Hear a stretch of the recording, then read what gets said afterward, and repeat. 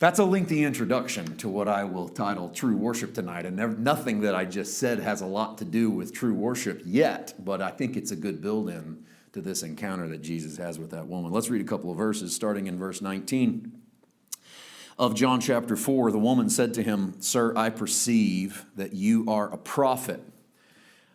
Our fathers worshipped on this mountain, and you Jews say that in Jerusalem is the place where one ought to worship." Let's transition out of you had 5 husbands, the man you live with now is not your husband, into this moment. This is the next verse. She doesn't rebut the husband statement. She doesn't defend herself. She doesn't cry. She doesn't ask for forgiveness. She doesn't say, "You're right, got 5 husbands. I don't know, the guy I live with's a loser." None of that. It's as if Jesus said nothing at all, which to me this is a blatant change of subject on her part. There's no addressing of her sin. There's no addressing of her failure. And for those who think that God is on a mission to get you to admit you're a sinner, John 4 is a problem. Because this woman doesn't get to the end of her breaking point and go, "You're right, I'm lost, please forgive me." She changes the subject and Jesus goes with her. She takes it to a different direction and Jesus doesn't say, "Hey, hold up. Let's go back to that 5 husbands bit. Get back, because you know you're guilty." And she would have had to have said, head hang, condemnation comes over. Of course. That's why she's at the well at noon. That's low-hanging fruit if you're Jesus. I mean, it's low-hanging fruit to point out how foolish and sinful people are and how mistaken and how shame-filled and how they ought to be wretched with condemnation. It doesn't take a man of God to figure out how to poke someone sore. You don't have to be highly spiritual or anointed to kick over the rocks of people's private lives and pull their skeletons out as if you've heard from the Holy Spirit. It doesn't take a genius to figure out that everybody in a room drugged their past into the room and there's a bunch of stuff about their past they don't want you to know because they didn't tell you. And it doesn't take much. Jesus would have to lower himself to go back into the same journey of the 5 husbands.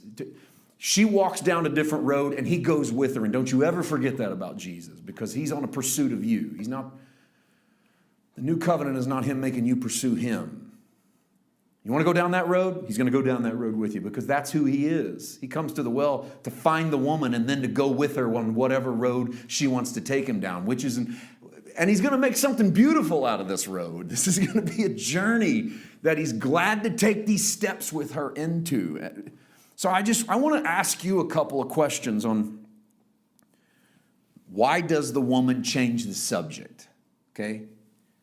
They're rhetorical, all right? I'm not hoping you have an answer because I don't know that I have one. So this is I'm giving you a little insight into how I study the Bible. I hit something and go, okay, there's probably a couple reasons why this happened.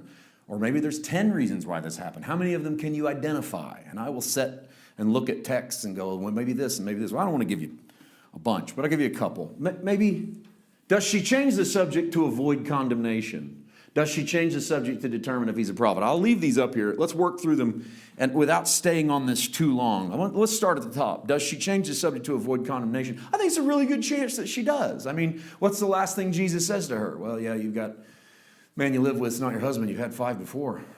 And she changes the subject instantly. And I think it's natural for her to change the subject because what does she expect that he brought that up for? To condemn her. I mean, why else would he bring it up? That's her thinking. I'm not saying he was doing it to condemn her, but let's think from her point of view for a minute to go, oh boy, here we go again, right? I mean, I've come to this well. I quit coming in the mornings because I heard to hear this from all these ladies. Now I'm having to hear this from this guy. She changes the subject instantly. Changes it to avoid condemnation. Maybe she changes it to prop up her own religion because her question that she asks him is going to be religious based. And so maybe she does that age-old trick of, yeah, I know I got problems, but I go to church every Sunday. Or, yeah, hey, I got failures, but I've been reading my Bible. Maybe this is her subtle rebuttal of, yeah, got some problems, but hey, been fasting. Hey, helped at a soup kitchen last Thanksgiving. Hey, been meeting with my neighbor and praying with him. Hey, all the little sort of stuff, like little sacrificial offerings of dead works that we throw up in front of a living God and go, what about all this? Does this count? Maybe that's why she's doing it. But I think the fact that she runs from it personally tells me what I need to know. She's like me. She doesn't want to live beneath the weight of shame and condemnation and guilt. And who does? And maybe she changes the subject to determine if he is a prophet, because she says, sir, I perceive you're a prophet. She doesn't say, sir, I know you're a prophet. She says, I perceive you're a prophet. I think you might be a prophet. And maybe she does that because Jesus had just spoken into her life. When you think prophecy, don't think foreseeing the future, okay, all the time. It can mean that, but it doesn't necessarily mean that. And it rarely has that definite definition in an Old Testament context, and it almost never has that in a New Testament context. It's something we've kind of created. Like if I ask the average person, what's a prophet do? They tell you the future. No, you're talking about a soothsayer. Someone that's trying to read tarot cards and crystal balls. A New Testament prophet, according to the Apostle Paul, edifies your life. He speaks words of health and wholeness and healing into you and builds you up. An Old Testament prophet is the liaison between God and man, because you don't have the Holy Spirit. You don't have the ability to hear from God.